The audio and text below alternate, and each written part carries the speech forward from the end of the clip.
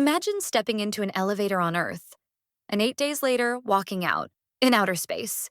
No rockets, no explosions, just one smooth, silent ride, straight up. It may sound like pure science fiction, but some of the world's top scientists are already designing it. And if successful, it could change everything we know about space travel. Welcome to Tech Science Insights, where we explore real innovations that are shaping your future. If you're fascinated by the future of humanity and technology, consider subscribing. It's just one click to stay ahead. Now let's dive into a concept so bold it might redefine the word impossible: the space elevator, and how it could become humanity's highway to the stars. What is a space elevator? Let's start with the big question. What exactly is a space elevator? In simple terms, it's a massive cable or ribbon stretching from Earth's surface all the way to geostationary orbit, about 35,786 kilometers above. Attached to this cable is a climber vehicle powered by lasers, solar energy, or electromagnetic systems that carries cargo or humans into space. No rocket fuel, no takeoff. Just lift, like going to the top floor of a building. Except the building is taller than anything we've ever imagined. Think of it like a space cable car, or a giant cosmic beanstalk. This idea isn't new. It was first proposed in 1895 by Russian scientist Konstantin Tsiolkovsky, inspired by the Eiffel Tower. And today, thanks to nanotechnology and AI, it's finally being taken seriously. How would it work? And what are the challenges? Here's how it would theoretically work. Anchor on Earth. The base station would likely be at the equator, possibly on an ocean platform, to avoid weather disruption and take advantage of Earth's rotation. Cable stretching to space. The cable must be made from an ultra-strong, ultralight material like carbon nanotubes or graphene ribbons, many times stronger than steel, yet thinner than a human hair. Counterweight in orbit. At the top, a counterweight, possibly a captured asteroid, keeps the cable taut through centrifugal force as Earth spins. Climber system. Electrically powered vehicles would move along the ribbon, carrying satellites, parts, or even humans, slowly but safely into orbit. Sound simple? It's not. Here are the challenges. No existing material is long and strong enough yet, though we are getting closer. The ribbon would need to withstand space debris, lightning, and micrometeorites. Political, financial, and safety concerns make global collaboration tricky. But here's the twist. Several companies, including Obayashi Corporation in Japan, have announced plans to build test space elevators by the 2040s. So this isn't fantasy anymore. It's a countdown.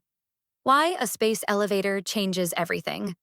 Now, here's the real reason people are obsessed with space elevators. Cost.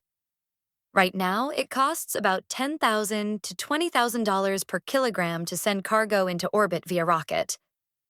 A space elevator could bring that down to as low as $100 per kilogram. That means cheaper satellites, cheaper space exploration, possibly even space tourism for the average person. Sustainability. No rocket fuel, no explosions, no pollution. Just electricity-powered climbers. Clean, silent, and reusable. 24/7 access to orbit.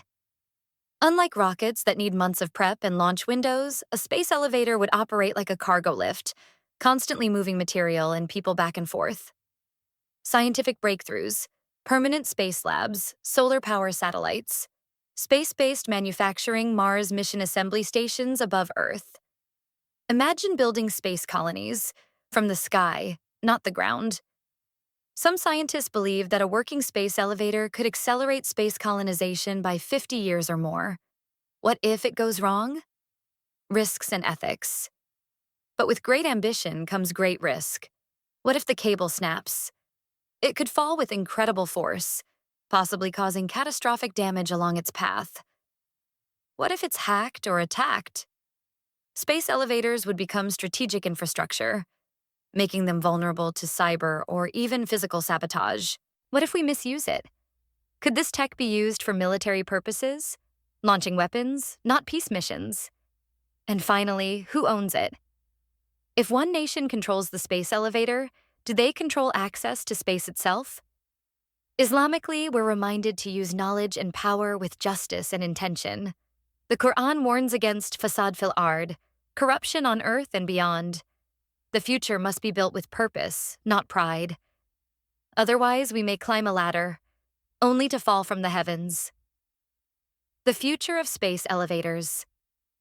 Despite the risks, research is accelerating. NASA has already funded several space elevator concept studies. The International Space Elevator Consortium, ISEC, holds yearly conferences on the latest breakthroughs. New materials like diamond nanothreads and 2D carbon structures are being developed to make this dream real. Prediction: by 2075, we may see the first fully functional commercial space elevator, changing trade, travel, and technology forever.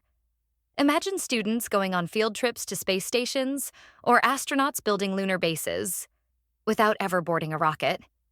It's no longer a question of if, it's a question of who builds it first.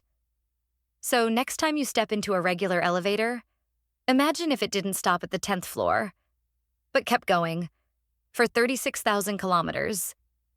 The future of space may not explode upwards with fire.